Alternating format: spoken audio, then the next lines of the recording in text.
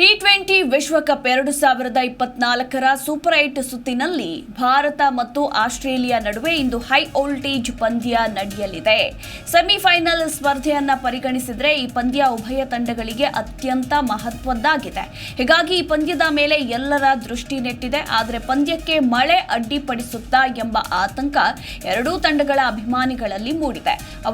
ಅವರ ಆತಂಕದಂತೆ ಈ ಪಂದ್ಯಕ್ಕೆ ಮಳೆಯ ಭೀತಿ ಕೂಡ ಎದುರಾಗಿದೆ. ಇನ್ನು ಇಂತಹ ಪರಿಸ್ಥಿತಿಯಲ್ಲಿ ಮಳೆಯಿಂದಾಗಿ ಈ ಪಂದ್ಯ ರದ್ದಾದ್ರೆ ಒಂದು ತಂಡ ಹೆಚ್ಚು ನಷ್ಟ ಅನುಭವಿಸಲಿದೆ ಎನ್ನಲಾಗ್ತಿದೆ.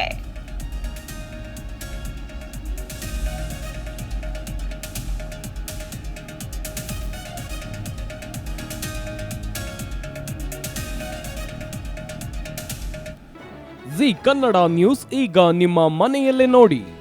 ಎಲ್ಲ ಕೇಬಲ್ಗಳಲ್ಲಿ ಈಗ ಲಭ್ಯ.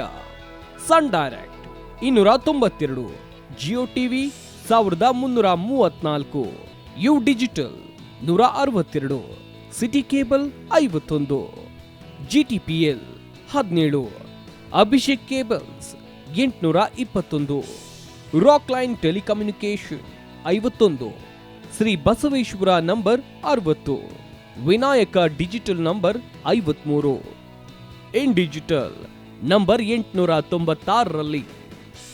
ನಿಮ್ಮಿಸ್ತದ ಜಿ ಕನ್ನಡ ನ್ಯೂಸ್ ನೋಡಿ ಆನಂದಿಸಿ.